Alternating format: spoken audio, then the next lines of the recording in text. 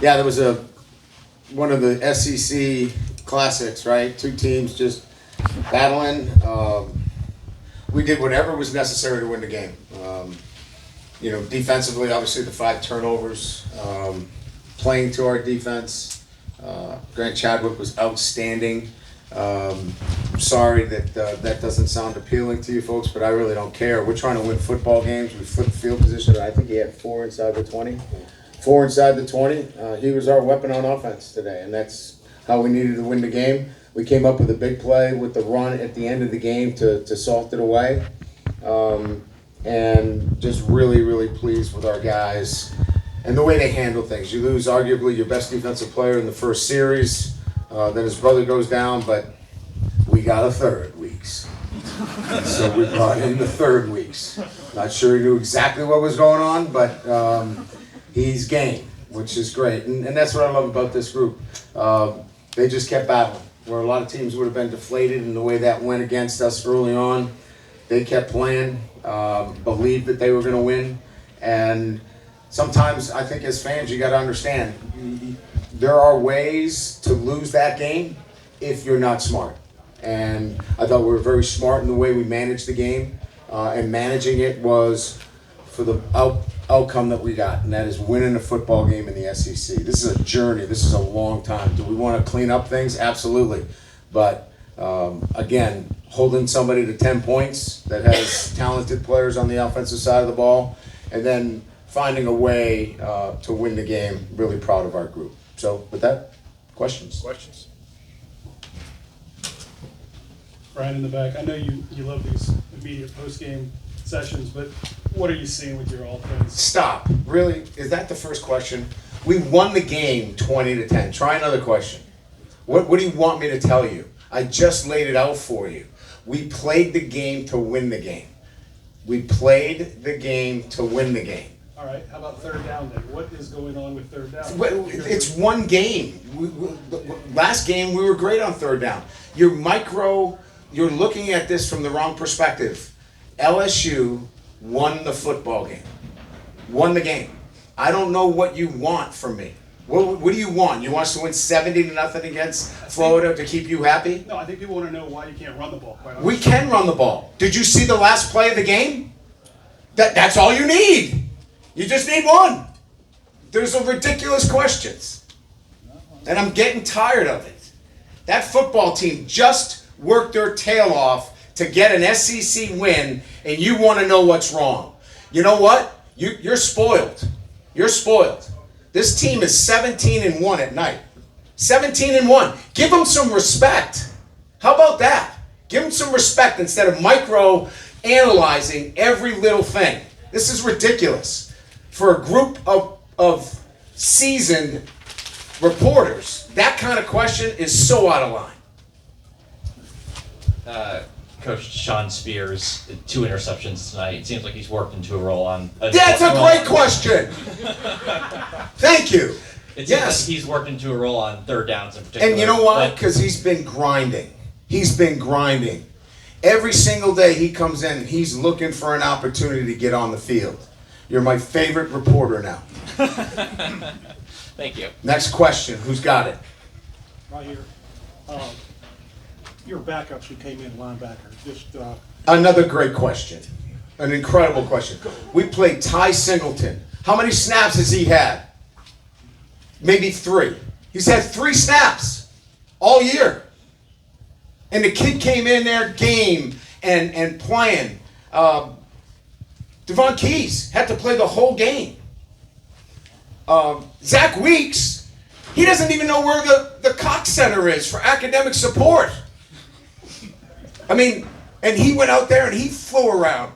I see it so differently than you guys. You want to immediately attack it. I love what they did tonight. They found a way to win. And if you guys don't like that, I really don't care.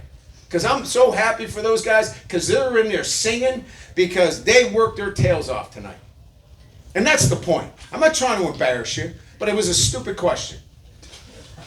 Wilson. Ryan, another defensive question. Actually, 5 interceptions.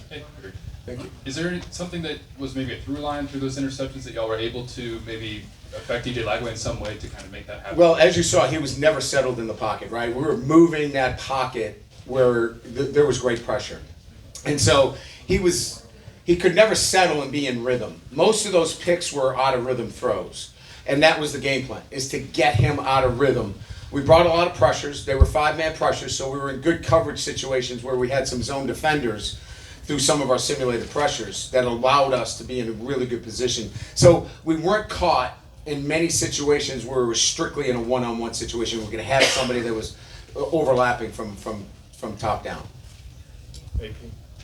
Hey, Coach, your big tight end had a real nice long catch. He did. Another great question. Had you practiced that play, or is that a new play, or is that something? Well, it was a play-action pass, right? And so that safety had been coming down and fitting the run. One of the reasons why we struggled a little bit, they had the extra hat in there, and we were pretty conservative, not wanting to throw the football. And sooner or later, you got to hit some of those plays, and we were able to hit the tight end off of a play-action seam route. Brian, it's not a question for the game, but when the league moves to 9 games, this is possibly a game that could fall off of the schedule. Oh, really? I didn't know that. You know, potentially, you know, they don't announce who the permanent opponents would be. So, Yeah. I mean, would it be beneficial for this game to not be played every year, or is there something to the LSU Florida rivalry? It's a question that really I don't have a great answer for, because I don't know what that's going to look like moving forward. I know that you're going to get 3 natural rivalry schools, you know, that you'll continue to play. And then within I believe a 4-year window, you'll play everybody. So you're right. I mean, there's a chance that this won't be a game that we play every year. But you saw it. I mean, there's great emotion out there. The fans are into it. You know, we got wristbands. You know, we got lights. Somebody said the Tiger was great at dancing in the end zone to keep everybody happy, because nobody likes the offense. You guys are killing me. Yes, next question. Brian, right here. Just the update maybe on West Weeks. Just Yeah. what is it? And then Braylon Moore to go out there and give you everything he has. Yeah, Just no what to doubt. say about Another him. great question. Braylon was so gritty to go in there and play. I mean, he had high ankle sprain. And he was like, Coach, I'm going to find a way to play. And he told us that early in the week, and we were just really safe with him and careful with him, and did a great job. It's a calf injury with Wes. We don't think it's, you know, a serious injury. It's not a knee, it's not an ACL, it's not an MCL, but it was a calf injury, and he couldn't really put any pressure on it. So, you know, our doctors felt it was prudent that if he couldn't put enough of pressure on there, he was not going to be effective for us. Jesse. In the back, Pickett, his interception, the 5th one of the ball game, just to see everybody, the celebration, and what it meant for the freshmen to have. He came out of the 3rd row, didn't he? I mean that's length. And look, he's got great instincts.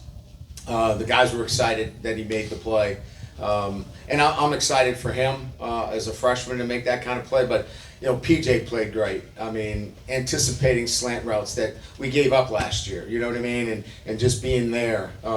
Mansour continues. I don't even know why you would throw over there.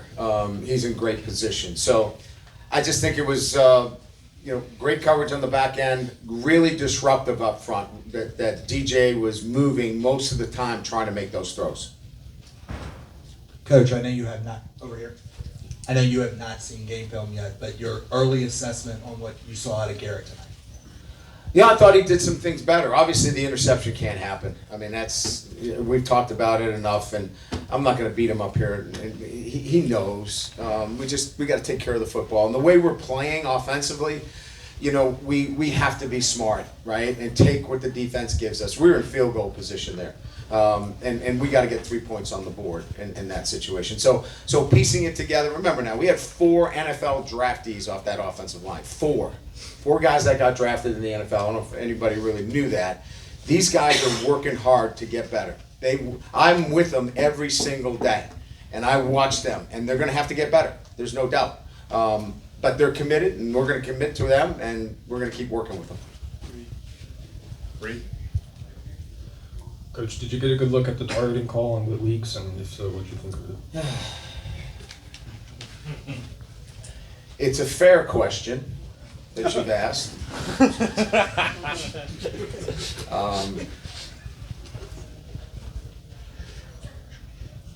I come at it from a different perspective. I think when you become a runner and you duck your head, that targeting is not what we're looking for. It doesn't this is not my call, but I think from a national standpoint, that's the one area that I've always had a problem. When you become a runner and you drop your head, then the crown is susceptible to hitting somebody as a runner. If he's a receiver, if he's defenseless, if any of those other things come up in targeting, I get it. I just have a hard time with this one. I guess they watched it and he must have hit with the top of his head, the crown, and if you hit with the crown, then it meets targeting. So I understand that. I'm not here, I just philosophically have a hard time when a guy becomes a runner and he ducks his head. That's a difficult burden to put on a tackler. Got time for two more? Coach, before I ask you, is a question on Aaron Anderson fair? Is that a fair question for me to ask? Listen, I'm not gonna start grading before the question comes out. Bring it out and then we'll grade. In his time here at LSU, he's grown so much, and he was huge for you guys tonight on third down. Can you talk about what you've seen from him over the last couple of years as he's developed in your program? Maturity, accountability, responsibility, number of different things. He had a weight training at 7 a.m. He was told he had tutoring at about 6:45. Came in early, got his weight training in, and went to tutoring. That would have never happened before. I just love the growth of the young man, the maturity, what he's doing off the field. And so I just have a different perspective than you guys. I love what they're doing. They're working their tails off. We're not perfect. But we're going to make progress every single day. And we're going to, play to a great defense that we have right now. And we're going to keep working to get better on offense so Cobble can ask some questions next week. Jock, last one. Make it a good one. Congratulations on the win, Coach. Jacques, very good this time. Go ahead, ask your question now. You scored one offensive touchdown. Yep. Nothing wrong with that. Thank you. And you win the game. Have you ever won a game here with only scoring 9 points? Earthquake game was 7-6. That was a long time ago. 5-0 game. What's that? A 5-0 game. 5-0 game. Okay. So we've been down this road before. We scored 20. That's right. So, how much has your defense improved in a year to put them out there and to play the way they are? And you lean on them to win games now. We're leaning on them to win, right? I mean, guys, you guys were here when we had a prolific offense. That doesn't work. That doesn't work. You can't outscore people and be a championship team. You can build your offense around the defense if it's that good. And that's what we're going to do. We're going to get better on offense, be more efficient. But at the end of the day, we're not going to put our defense in a bad situation. And that's what we have to get better at. If there's some takeaways from here, it's really about ball control, flipping the field, doing a better job of being more efficient in third down situations when we can run it in third and short. And maybe we got to get in the eye like we did at the end there with a fullback back there and pound the football. If that's what we have to do, that's what we're going to do. Thanks, Coach. Good question. Thank you. Thanks, Coach.